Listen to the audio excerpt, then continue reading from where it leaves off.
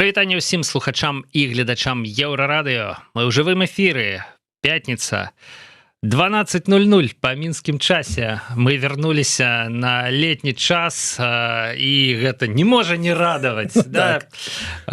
Тёпленька, птушачкі спяваюць, кветачкі квітнеюць. Александр Кнырович, блогер у студыі Еўрарадыё. Прывітанне. Здаецца, яшчэ хвілінку, і Павел пачне размаўляць вершамі, ведаеце. Такія сімптомы. У нас сёння сімптомы лета, і Александр Кнырович у студыі Еўрарадыё. Нагадаю, сябры, гэта абсалютна жывы эфір, у якім мы будзем абмяркоўваць важныя тэмы, падзеі ў эканоміцы і ў палітыцы Беларусі і свету. Можете задаваць, калі ласка, пытанні ў чаце трансляцыі, можете дзяліцца нейкімі меркаваннямі, падказваць нам. Ну, а мы, канешне, пойдзем па уласнай праграме. У якой сёння у нас, даволі розныя рэчы. Все так ці інакш звязаныя з Беларусю, канешне, але даволі розныя. Па-першае, у Мінску зноў неяк запахла амерыканскай нафтай. Мысліце, пах чымсьці адрозніваецца ад расійскай нафты? Это я так, метафарычна. Да, ну, конечно. На поўнач адрозніваецца, да? Дарэчы, адрозніваецца. Больш розныя гатункі нафты. Ну, да. Як цікава, долары і расійскія рублі, яны па-рознаму пахнуць? Мне падаецца, што ёсць некаторыя людзі і з заплюшчанымі вачамі адрозніваюць. Да, это, конечно, да. Але грошы не пахнуць, а нафта пахне. І вось, я асабіста злавіў флешбекі з 2020 года, я памятаю, як дзяржсакратар США, Майк Помпео. Ладно, это мы уже пачинаем обмяркоўваць. Так. Да? Что это значит? Вот тое, что американская нафта раптам з'явілася ізноў на гарызонце. У той час, калі расіяне, мы тут вот падыскутавалі, робіцца ўсё бліжэй і бліжэй, вось толькі-толькі адгрымела свята, як это дзень саюзнай дзяржавы Беларусі і Расіі, 2 красавіка. Ну да, конечно. Напишите, як святкавалі ў каментарах. Колькі шампанскага адкрылі. Савецкага. Я не ведаю, это ёлочку трэба ставіць, я не ведаеце што. Карацей, расіяне ўсё актыўней, ўсё бліжэй, все актыўней, у іх там інтэрнэты адключаюць, тэлеграмы адключаюць, вообще ім там жыць цяжка робіцца, ужо праз Apple Pay не плаціць пакупкі в Apple Store, да, карацей, і вот была навіна недавно, што 10%, вот мы дыскутавалі, 10% чаго, як, да, 10% сделак на мінскім рынку нерухомасці, прыкладна, да? Прыкладна. Это ўжо за расіянамі. Так. Бок, яны вот як это інтэгруюцца, асімілююцца. Яны сапраўды у них менавіта з юбілеі вось вырашылі. Да, все часцей даводзіцца чытаць у соцсетках посты про тое, што мы ж уже Беларусь и Россия одна страна, і я заўжды выбіраю, што пісаць. Я могу напісаць ідзі, да, а могу напісаць, да, великая краіна Беларусь, дзякуй, што далучыліся да нас. Дзякуй вам за згоду жыць у вялікім княстве беларускім. Да? Што-небудзь такое. Сніміце тапкі на входе. Да. Вось. Далей у нас на парадку дня праверка беларускага войска, якая падышла да заканчэння, і там просто... як это сказаць? Ва ўсіх, там шмат вельмі відэаконтента, і ва ўсім, што я чуў, нейкі кантраст. То бок, па ўсіх фразах атрымліваецца, што, здаецца, ёсць войска, все класна, типа, наша армия, это же одна из самых дееспособных армий в мире, но то, что я там увидел, нельзя показывать никаким, в смысле, тут там грязь и все такое. Я не разумею. Один такі відос паглядзім, з яго даведаемся, хто будзе ратаваць беларускае войска у бліжэйшыя нейкія гады. І скончым мы сувязю паміж дэмаграфічнымі, я не сказал, дэмакратычнымі хацелкамі Лукашэнкі, да?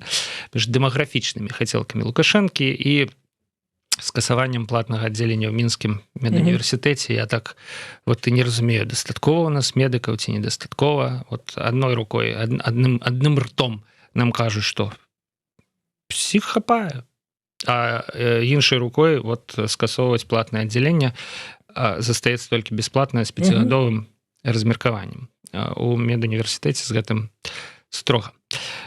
Вот такі парадак дня, Александр. Ну, здорово. Якая будзе у нас апытанка? А вось гэта добрае пытанне. Пра што б вам хацелася запытацца? Мне здаецца, што вот про расіян можна было б як-небудзь сфармуляваць. Ну, конечно, тым больш, што, ведаеце, ну, не толькі ж мы размаўлялі перад выхадам, не толькі ж у кватэрах справа, але тут яшчэ і ў Варшаве будзе буйны open-air, ён будзе на 12 чэрвеня? 12-13 чэрвеня, да. Чэрвеня, якраз Дзень Расіі 12 чэрвеня, і там будуць выступаць. Сур'ёзна, я не ведаў. Канешне, но я памятаю 91 год. Так это канцэрт да Дня Расіі. Ага, і там будуць выступаць «Машина времени», Би-2, напэўна, мне падаецца, порнофільмы, Noise MC, Монеточка, все прыстойныя людзі, і побач з імі Лявон Вольскі і... Напэўна, мой сябар Владимир Пугач. Джей Морс, конечно, будзе. І то бок і тут у нас атрымліваецца все бліжэй і бліжэй. Вось як да гэтага ставіцца. Але нам тут прапанавалі, па сакрэту, зарабіць гэтага пактанку ў якім сэнсе. Вось калі вы жывеце у кватэры, а побач з вами расіец купіў... Кватэрнае пытанне будзем. Ну, праз гэта, давайте праз гэта. І вось ён как бы пачаў там жыць. Вы як да гэтага ставіцеся? Як быццам, ну, конечно, в больш шырокім кантэксце, да? Норм? Расіянін сусед па кватэры, да? Па клетке. Па лесвічнай клетцы, да? Ага. Норм ці... Стрём. Ці ёсць падрабязнасці, напішу ў каментарах. Кватэры. Ну, я зараз ствару гэтую пытанку, сябры, можна будзе галасаваць, а мы пачнем, ну, відаць, з амерыканскай нафты. Давайте з нафты, тым больш, што как бы на канале Кныровіч, на маім канале выйшаў відос, але ён быў на тую тэму, якую мы абмяркоўвалі мінулым разе. Прыкметы беларускага крызіса, ён ужо сапраўды пачаўся. Гэта відаць па ўсіх лічбах, калі вам цікава, мы абмяркоўвалі мінулым разам і больш дакладныя лічбы ў самым відосе. Я звярнуў увагу толькі на адно.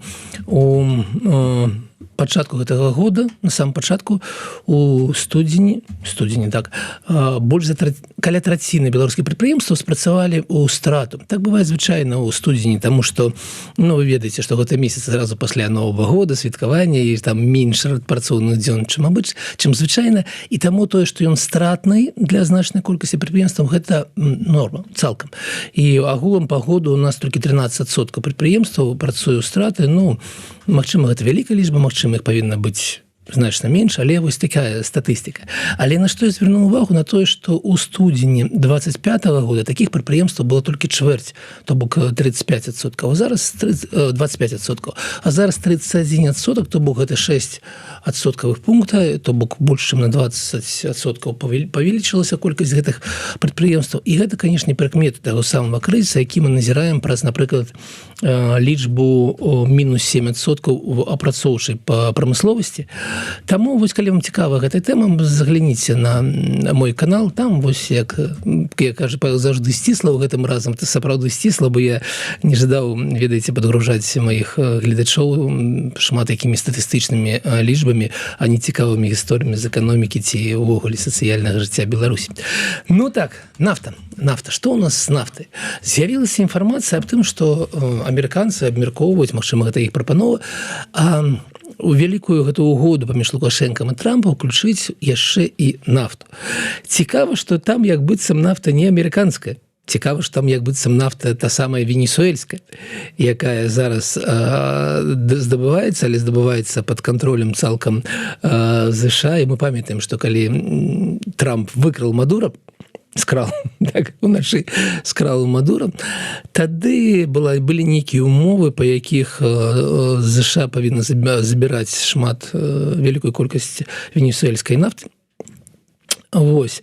І, ну, конечно, плаціць нейкія грошы, але грошы, якія пойдуць туды, куды патрэбна, а не туды, куды іх траціў Мадура.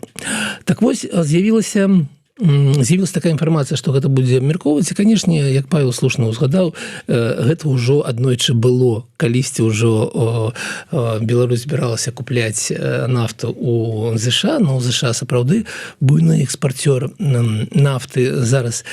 І Мне падаецца, што і тыя разы гэта было неверагодна, таму што нафта з Венесуэлы, мы памятаем, што яна была ў 2 разы даражэй, чым нафта з Расіі. Ввогуле вся нафта, но пачалося гэта ў сярэдзіне 2000-х, калі Путін сказаў гэтыя котлеты аддзельна, мухі, калі котлеты асобна, мухі асобна, і ўключыў для Беларусі поўную цану на нафту. Так? Тады абрыўся Лукашенко і пачаў шукаць нафту по всяму свету, дамаўляўся з Азербайджанам, дамаўляўся з Іранам, вось дамаўляўся потым трохі пазней з Венесуэлы, і ўвогуле з гэтага нічога не выйшла, таму што яна была ў 2 разы даражэйшая. Але зараз становішча іншае. Чаму становішча іншае? Таму што калі па газу у нас у года і Беларусь купляе газ у 2,5-3 разы ніжэй за цэну ў Еўропе, то з нафтай становішча іншае. Розніца паміж тым, чым купляе Беларусь, калі не ўлічваць акцызы, усе гэта падаткі і ўсё астатняе, і тым і сусветнай цэной, яна ўсяго 20%. То бок, калі трохі падшаманіць, то, магчыма, гэта будзе выгадна, тым больш, што беларускія нафтаперапрацоўчыя заводы зараз недазагружаны.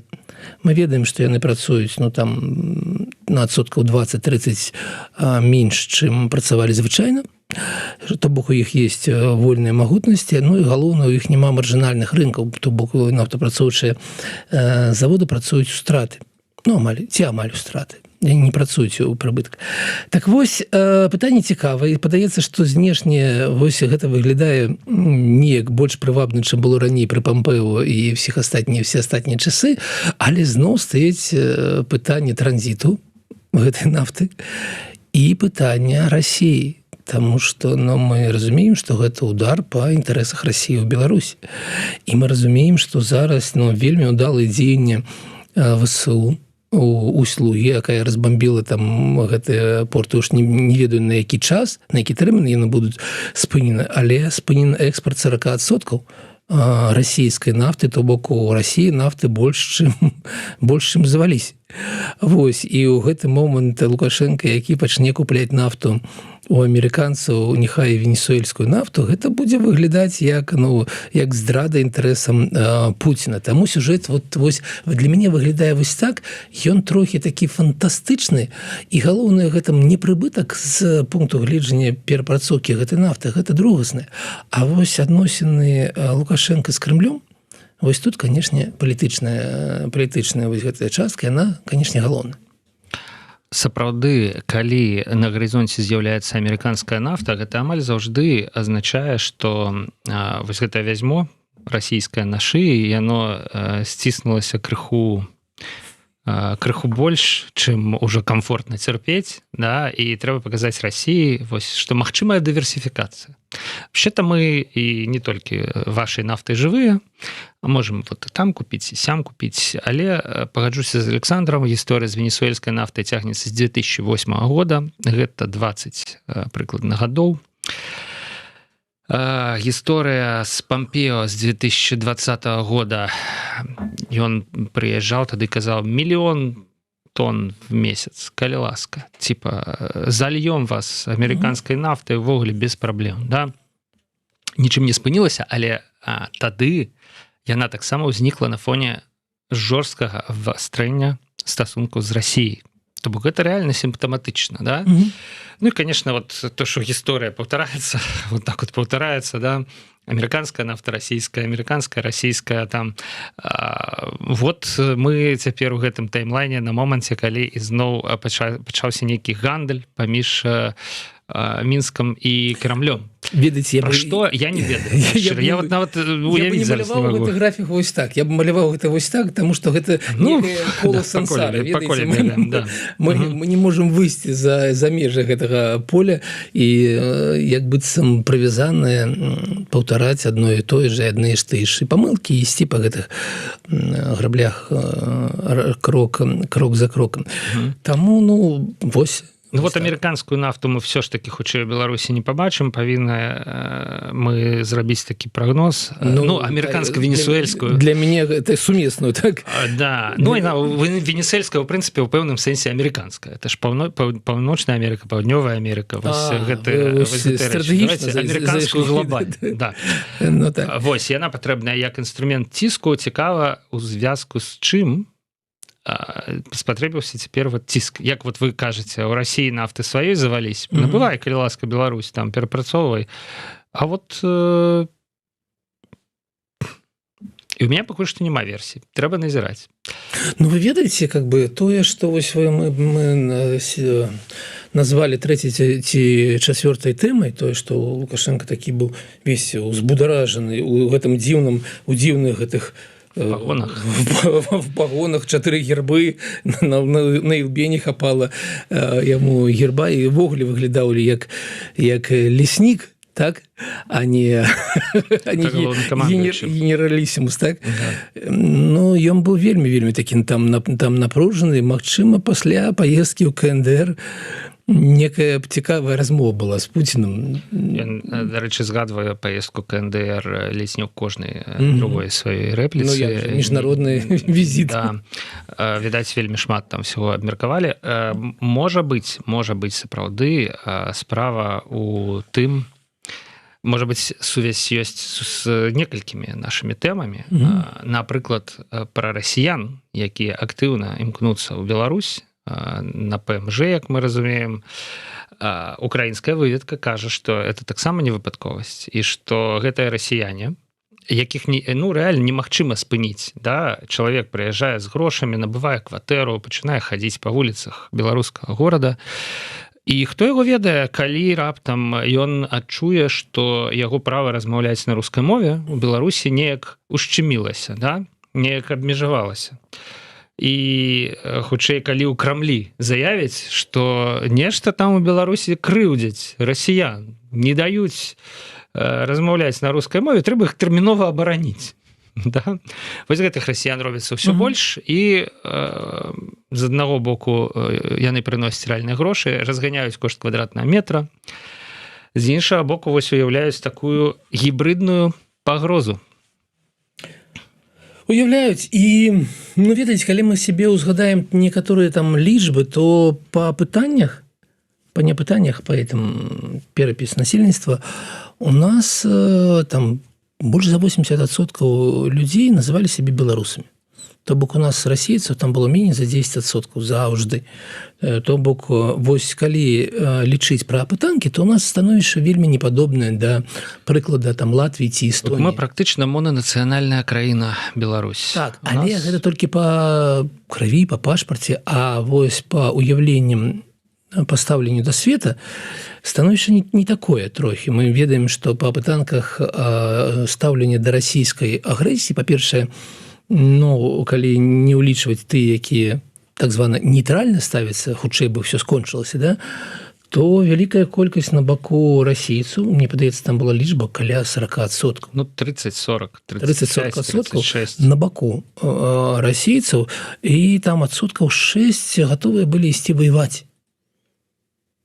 Гэта невялікая лічба, магчыма, гэта такія гарадскія вар'яты, ведаеце, но тым больш яны, тым не менш, яны, канешне, ёсць, і сапраўды, дэму тым становішча, калі вось расеец мае права прыехаць, вольна жыць, і не патрэбны ніякі яму дазволы і ўсё астатняе, і ў патрэбны момант ушчыміцца. Да, ну, ушчыміцца он сам, ведаеце, вось тое, што Павел сказаў праз гэты ушчыміцца, а не хто-то яго сапраўды, хтосьці яго сапраўды ушчыміць, гэта праўда, таму што ён сам вырашыць, калі хто яму там што прышчыміў. Вось. А я рыхтаваў відос наконт стаўлення да расейца, можа бы, там размаўлялі, такое, ведаеце, пісьмо рускаму другу, ліст да рускага сябра, зрабіў чарнавік і не запісаў, вырашыў, што трэба па новай, бо гэта такая тэма вельмі нелёгкая. І, ну, але ж у меня для мяне ось есть одно пытанне. Адное пытанне, якое такое вызначае стаўленне да расійцаў. Мне няма стаўлення да ўсіх расійцаў аднолькава. Не, я не падтрымліваю тых, хто кажа, што вось Расія ввогуле і добрыя расійцы і злыя расійцы гэта адная імперская такая сіла і яны нам ворагі назаўжды. Я гэту думку не падтрымліваю, у меня іншае стаўленне. Я ўсё ж такі лічу, што гатункі трэба падзяляць расійцаў. Вось. А пытанне такое, ведаеце, разбірацца ў гатунках расійцаў яшчэ трэба. А пытанне такое, ведаеце, вось нармальнай краіне, калі чалавеку даюць магчымасць жыць вось на ПМЖ, ну то есть нейкі такі вось метад адказа на пытанне, а ці падтрымлівае ён незалежнасць краіны. Ну ввогуле, ці лічыць ён как бы ту краіну, куды ён прыехаў жыць, Польшу, Літву, Чэхію, Брытанію, незалежнай краінай, ці не? І ў нашым выпадку как бы гэта пытанне гучала бы як ці падтрымлівае ён Расію ў межах 91-го года. Што межы Расіі сканчаюцца менавіта там, дзе яны былі падпісаны ў 91-м году Ельцынам, Шушкевіч-Караўчук, канешне, вось. І гэта вельмі простае пытанне. Не трэба пытацца пра Крым, там, пра вайну, пра Пуціна. Не, ну гэтае пытанне ўключае ў сябе пытанне пра Крым. Ну, канешне. Але калі чалавек не падтрымлівае Расію ў межах 91-го года, то гэта аўтаматычна азначае, што ён не падтрымлівае існаванне Рэспублікі Беларусь. Ён адмаўляе нашай краіне ў існаванні. Ну, я думаю, што можна яшчэ шырэй крыху разгледзець гэтае пытанне асіміляцыі, таму што калі чалавек атрымлівае від на жыхарства пастаянны, ён мусіць нейкім чынам натуралізавацца. Вучыць мову, вучыць там гісторыю, культуру, быць в курсе там дзяцей в школе, таксама каб яго вучылі беларускай мове, ну калі мы пра Беларусь кажам, да, беларускую літаратуру вывучаць і чытаць і гэтак далей. А мы в расіянах збольшага, мне здаецца, не назіраем такіх памкненняў. Яны хацелі бы пераехаць в Беларусь, дзе ёсць інтэрнэт, не трэба VPN-ам карыстацца, дасяжныя шмат якія там сервісы, якія недасяжныя ў Расіі. І пры гэтым заставацца расіянамі.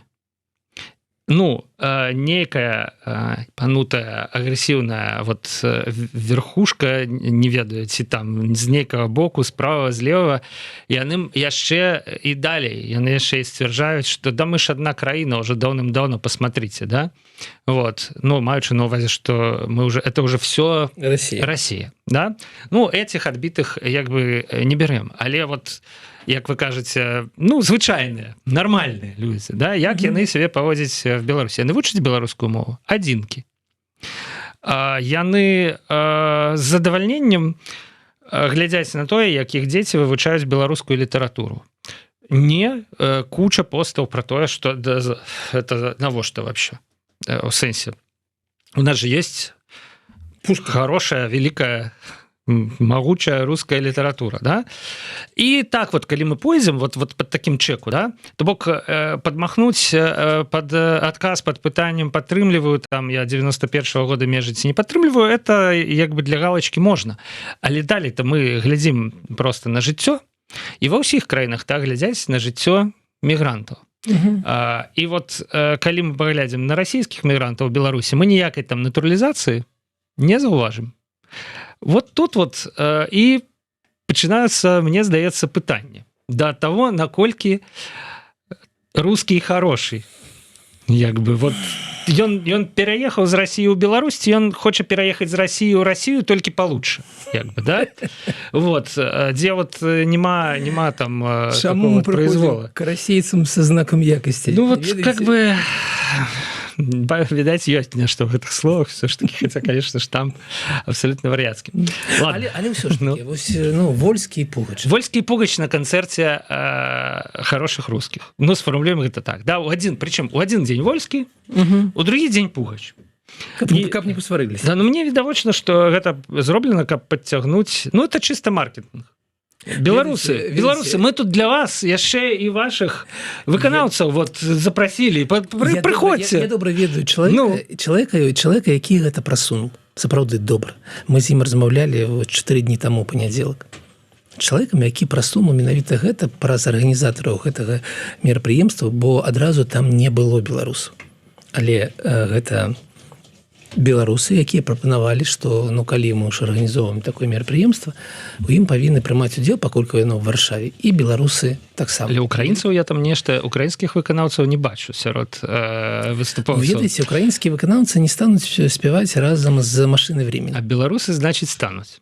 А что с машиной времени? Машина времени нормальная, хорошие русские. А запытайцеся украінцаў. Мне было вельмі цікава, што што украінцы таксама падзяляюць добрых расейцаў па гатунку таксама.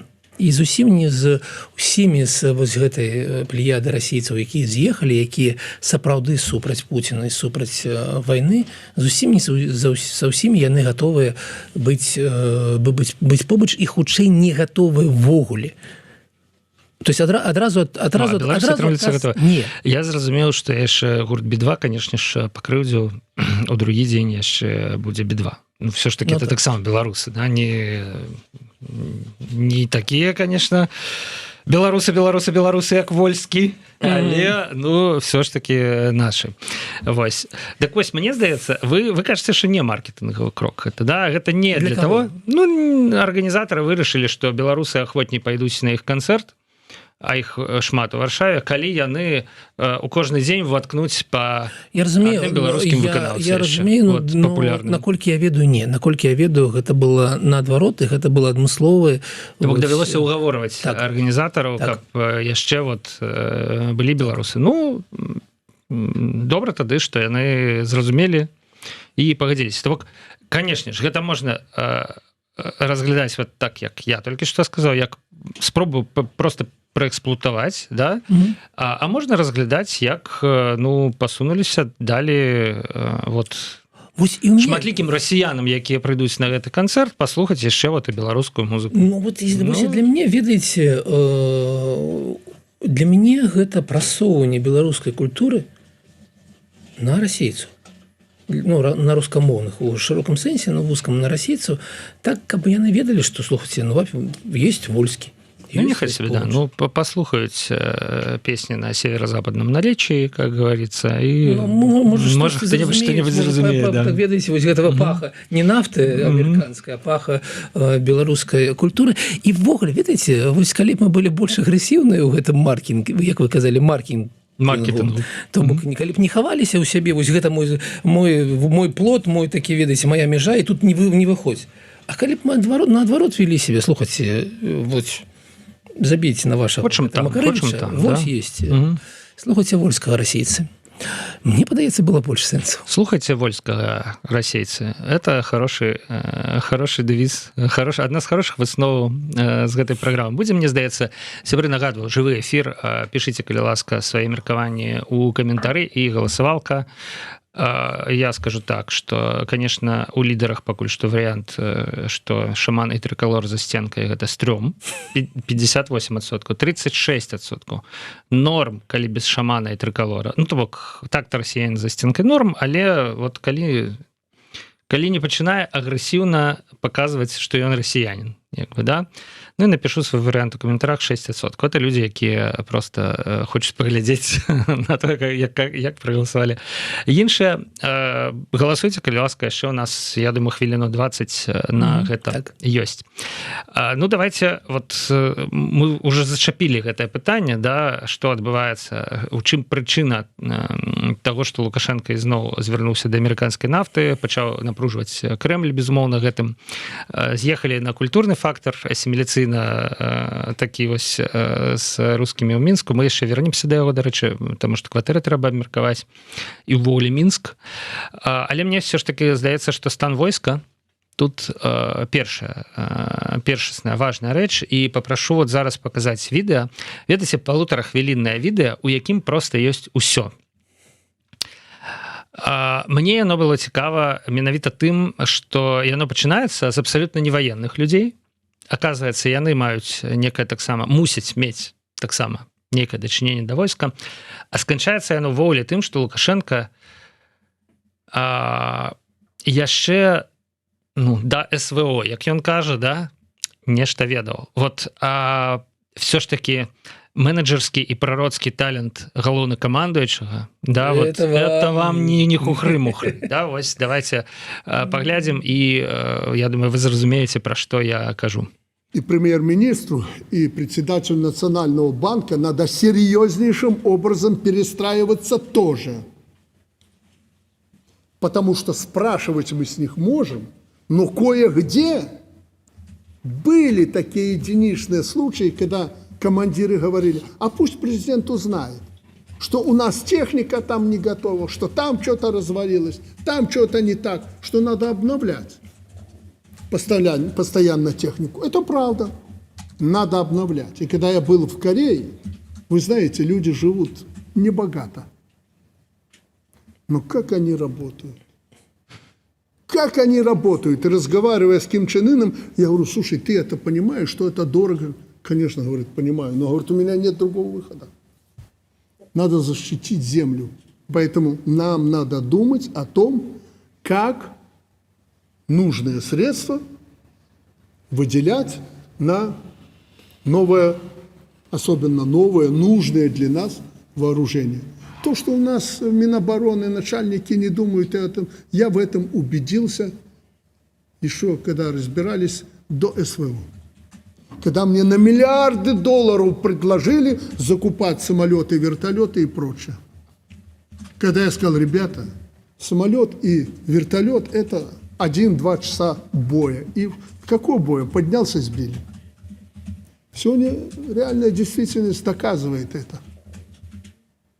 Не скажу, что беспилотники будут решать на нашей земле все проблемы. И они в бою будут, как в Украине. Нет, у нас ситуация другая. Но то, что беспилотники явная угроза нам, это факт. Ну вот давайте с апошняга. Як бы яшчэ да 2022 года Лукашенко нейкім чынам зразумеў, што не, ну я так зразумеў яго рэпліку, што нейкім чынам зразумеў, што не трэба набываць за мільярды долараў самалёты. Таму што мы все бачым цяпер, што сапраўды дарагущий самалёт там ці верталёт можна збіць беспилотникам за там некалькі тысяч долларов. И увогуле... Самолет или вертолет нельзя сбить беспилотник? Ну, можно. Почему? Калі яны сустрэнуцца у паветры, то самолет и вертолет атрымае такія страты, ведаеце, што летець далей не зможа. Я павінен спраўдзіць гэта, но у маім уяўленні все ж таки беспілотнікі працуюць па самолетах, вертолетах, калі яны знаходзяцца на земле ці па нейкім іншым цэлям. Не, ну не кажучы ўжо, але я недасведчаны эксперт. Не кажучы ўжо пра тое, што сапраўды можна на аэрадромах все гэта раздзяўбаць, калі ёсць нармальная коаардыната і магчымасць даляцець. Мне падаецца, там вельмі розныя хуткасці, але мы не будзем размяркоўваць, бо ёсць эксперты, так. Значится, тут нюанс у тым, что вообще-то Беларусь-то закупляе самолеты. Навіны про тое, что в Беларусь прыйшлі яшчэ звено расійскіх самолетов Су-30. Ну, размова шла менавіта пра звено. І яшчэ, не, ну там агулам іх штук 12 мы такі закупілі. Так. Так я не зразумеў. Ён хваліцца тым, што ён забараніў. Ну, то бок, может быть, конечно, просто не было мільярдаў, і ён сказаў, не набываем, да, а потом оказалось, што і не трэба набываць, таму што все цяпер вырашаецца на фронте дронамі, да? Але направду-то гэтая закупка адбываецца. То бок ён кажа, што ён нейкім чынам зразумеў, што не самолеты будуць вырашаць на поле боя, і при этом все равно мы закупляем российские самолеты. Глядзіце, я не буду каментаваць з пункту гледжання там военной моцы, бо я не адмысловец, не беру на сябе гэтую ролю. Але з пункту гледжання грошай я ведаю дакладна. Тое, што Павел, конечно, мае рацыю. А ў чым сэнс агул? У тым, што беларуская армія заўжды была жабракамі ў краіне. Заўжды гэта былі людзі, якія фінансаваліся ў апошнюю чаргу. КДБ лёгка. Менты, калі ласка. армія заўсёды была, ну, дзесьці там они пад Барановичам у лесе сидяць, бедныя людзі, няхай себе і сидяць. І гэта заўжды было так. Гэта відаць па лічбах. У нас бюджэт на абарону быў 500-600 мільёнаў долараў. Звычайна. Гэта меней 1% ад ВУП. Пры гэтым Расія да вайны траціла 3% ад ВУП. Зараз Расія траціць 9% ад ВУП на абарону. Норма краін НАТО 2. Была 2, стала 5. Стала зараз 5. І гэта было до 2022 года у нас хронічна недофінансаваная армія. Яна старая. Тое, што мы купілі там одно звено і другое звено, так гэта заўжды было так, ну, я нагадаю, гэта заўжды был гандаль з Пуціным. Я гатовы у тебе купіць, але за твой крэдыт. І гэта заўжды было вот так. То бок у нас ёсць некаторая частка гэтых, уж не ведаю, наколькі яны якасныя, су-30, наколькі яны гатовы змагацца з шахедамі, так? Але гэта был крэдыт расійскі, і заўжды было абмежаванне ад самога Лукашенка не выдаткоўваць грошы на армію. І зараз адбываецца тое ж самае. Таму што, калі ты глядзіш на лічбы, тебе падаецца, што ён падняў бюджэт, што зараз гэта 1,5 мільярда долараў на год. Але долар не той, ведаеце, і зараз гэта ўжо 1,5%. Гэта ўсё яшчэ не 2, не 3, не 5. Гэта ўсё яшчэ недофінансаванне нашай арміі. І таму ён... Ці ведае ён гэта, ці разумее, ну, калі вы паслухаеце ввогуле гэтую нараду, я вчора патраціў на гэта 20 хвілін на хуткасці 2, канешне, так? Але, ну, канешне, пасля гэтага трэба ісці купляць безлактознае малако і неяк себе лічыць, потому што гэта, нармальна гэта слухаць немагчыма, таму што ён у сучаснай вайне кажа пра фізічную падрыхтоўку, каб чалавек бег добра, каб не памер. Ён наўпрост звязвае, наколькі чалавек будзе фізічна гатовы, ці памрэ, ці не. І чамусь ён кажа, што першую шагу памруць генералы, а не людзі, салдаты. І разважае пра, ну, ведаеце, вось гэтыя аўтаматы, кулямёты нейкія. Ну, і ввогуле ён ведзе себе так, як ён ведзе себе на нарадах па сельскай гаспадаркі, ведаеце, па футболе. Вось у нас, как бы, у нас аднолькава кіруюцца. І вось футбол, сельская гаспадарка і вось армія, войска наша. Таму, канешне, вось, калі ты глядзіш на лічбы, то ты разумееш, што краіна, у якой выдаткі на абарону 1,5 мільярда, не можа супрацьстаяць краіне Польшы, у якой выдаткі на абарону зараз больш за 50 мільярдаў. Розніца ў 30 разоў. Но гэта Польша, якая рыхтуецца к таму, каб адказаць на агрэсію Расіі супраць сябе, таму што Польша гістарычная траўмы ад Расіі, яна не жадае паўтора 39-го года і чагосьці падобнага, таму яна рыхтуецца моцна. Но даже нават калі ты паглядзіш на Літву, ведаеце, які бюджэт на абарону ў Літве ў гэтым годзе? 4,8 мільярда долараў. У 3 разы больше за Беларусь. У 3 разы больше за Беларусь. Таму я упэўнены, што гэта ўсё, канешне, вось такі, ведаеце, туман такі фантастычны. Туман вайны. Туман вайны пакрыўся. Вось гэта туман, і ён на гэтай нарадзе кажа, што ён, ведаеце, такія фразы: я ведаю, як мне вруць заўжды вайскоўцы. Я вось там зноў паабяцаў усіх то ли звольніць, то ли пасадзіць, і ўсё астатняе ў такім духе. Таму, калі вы глядзіце, нават зараз пры Ганчарэнка гуляе зборная Беларусі з краінамі, там 130 рэйтынг, 100 рэйтынг, то разумееце, што так яна будзе ваяваць. Калі сапраўды бы, не дай Боже, калі бы Беларусь сутыкнулася з Літвой ці Польшай, ну, гэта быў бы чэрвень 41-го года.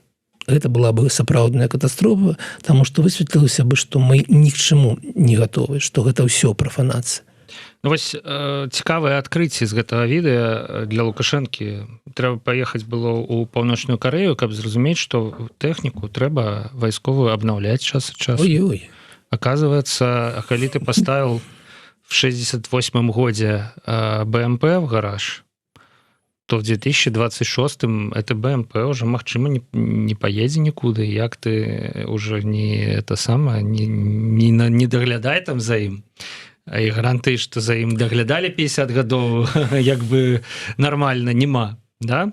Кажется, трэба абнаўляць тэхніку, і хто будзе адказны? Вось, мы ж все ж таки фокусуем на эканоміцы наша праграма, да? Перабудоўвацца давядзецца прэм'ер-міністру і старшыні Нацбанка. Я тут крыху не зразумеў. Бюджэт у нас фарміруе не прэм'ер-міністр і не старшыня Нацбанка. Бюджэт фарміруе Мінфін. Я ввогуле не разумею, што яны там рабілі. Ну, там все былі. Што яны там рабілі? Добра, да. Я разумею ваше пытанне. Ну, побач з ім сидзіць Турчын. На якое пытанне можа адказаць Турчын? Ну, типа, ён... Я так разумею, что ён мусіць на все пытанні адказаць. Таму что ён адказны за ўсё. Калі мы праедзем. Вот этот виноват. Да? Ну, карацей, асабліва старшыня Нацбанка. Ладно, там Мінфін, прэм'ер-міністр. Да? Ну, можна неяк паўплываць на ізноў жа гэты артыкул бюджэта пра нацыянальную абарону. Ну, так, але ж ён зацверджаны. Ну, на 26 год зацверджаны. Ну, будет же 27 год, як бы там. Ну, может быть, это вот, хотя ці Турчын у гэтай якасці, конечно, затрымаецца, мы не ведаем, але... Но мы за Турчына трымаем. Але вот старшыня Нацбанка. Так. Ну, это человек увогуле. І ён, конечно... Слухайте, а магчыма, гэта ведаеце, як у сярэдні века? Магчыма, гэта, ведаеце, буйны князь, у кожнага васалы, і кожны васал павінен на вайну выдаць сваё войска. І з Нацбанка таксама. І з Нацбанка таксама. З Нацбанка мяшэчак з золатам трэба выдаць. Ну, такія ваенныя. Ну, ці мяшэчак з золатам. Як бы, і, ну, вот, што Галоўченка, і ён, конечно, раней узначальваў Урад. Ну, урад, раней таксама, ён, конечно, этот госкомитет по... Военная промысловость, падаецца. Да. Вось, ён, як бы, ну, займаўся гандлем зброяй, умоўна кажучы, да? Вось, і, ну, але ўсё роўна. Як бы, уже гэта праз одну пазіцыю ад яго, і цяпер ён в Нацбанку. Карці, я крыху не разумею, як Нацбанк і ўрад, і прэм'ер-міністр, да? І старшыня Нацбанка выратуюць беларускае войска. Ну, совет да любовь, як кажуць. Там же яшчэ Качанова была. Не, там і Качанова. До того, як вы сказали совет да любовь, как бы вы все перелічвалі мужчин. Ну ладно, здзеля справедливости. А у нас якраз забаранілі прапаганду ЛГБТ. Згодна, да, згодна. Нешта, это, не в тему сказал. Вось, значит, было людзей у пагонах, у прынцыпе, там, конечно, даволі шмат у гэтай зале таксама. Але вот гэта канкрэтна зварот, канкрэтна да вось гэтых дваіх. Ну вот у мяне пэўныя сумневы. Магчыма, трэба проста выпрасіць у Расіі крэдыт на абнаўленне парку БТРу і БМП. Мне падаецца, зараз гэта бесперспектыўна з двух пунктаў гледжання. Па-першае, у Расіі скончыліся грошы. Там вялікая, там, ведаеце, я, напэўна, лічу, што вы не назіраеце, паважаныя гледачы, за тым, што адбываецца ў Расіі. Там быў запланаваны дэфіцыт бюджэта на 50, напэўна, мільярдаў долараў, то есть 0,5 трыльёна, хіба 50 мільярдаў долараў, ён быў запланаваны на год. Але ён быў вычарпаны за 2 месяцы. І там былі такія, ведаеце, тэрміновыя нарады ноччу Мішусціна, Пуціна і Набіуліна, дзе браць грошы. Таму што гэта, ну, вельмі дрэнна было. Таму з пункту гледжання крэдыту Расія зараз, я так лічу, не вельмі гатовая будзе. Ну, і мы памятаем, што Пуцін, ведаеце, прасіў грошай у алігархаў.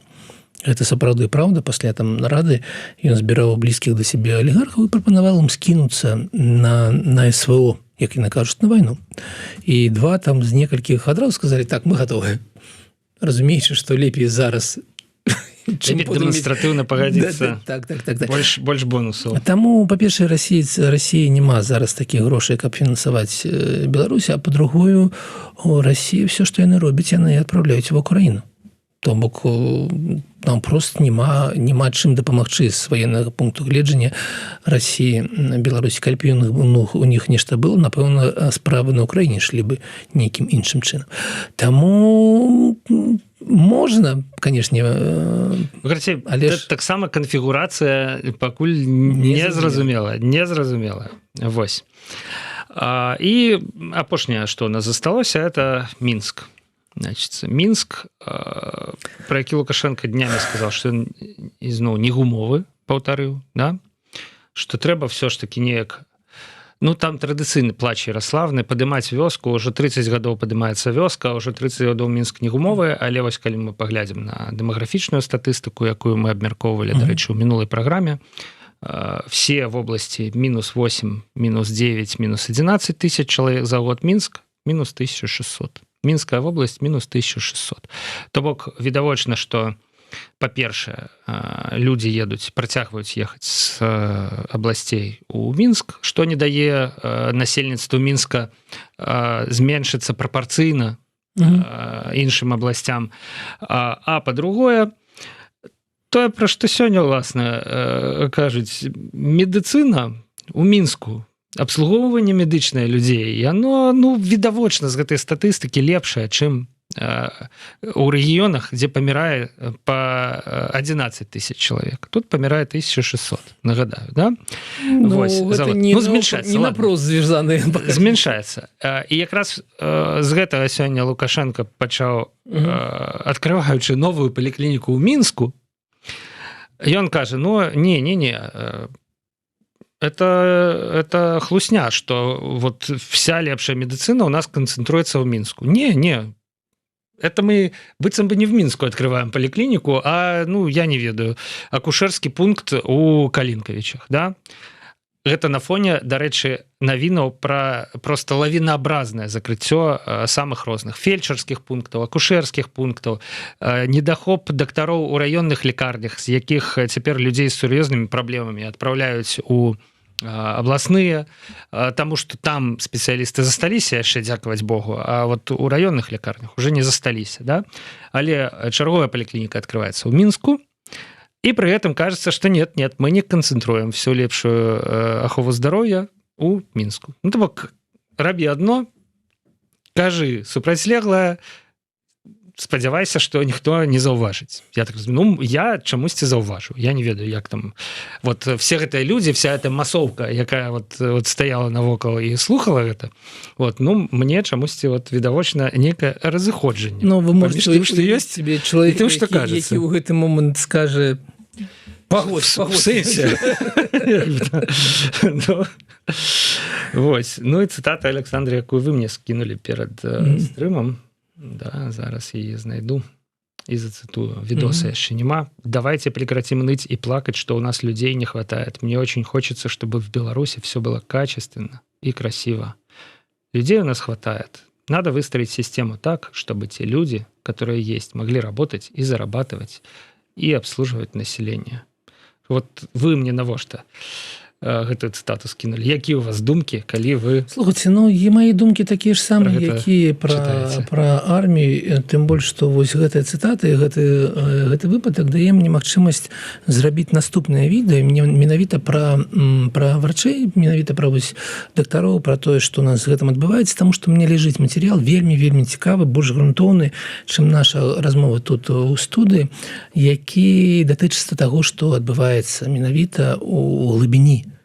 Мы об гэтым, напэўна, зможам паразмаўляць больш сур'ёзна наступны раз. А агулам, ці дастае ў нас дактароў і медычнага персонала? Не, я бы сказал, што недахоп прыкладна 15%. Вы правы, і вы маеце рацыю, што ў Мінску становішча лепшае, чым у рэгіёнах. Але гэта толькі лічбы. Што адбываецца сапраўды?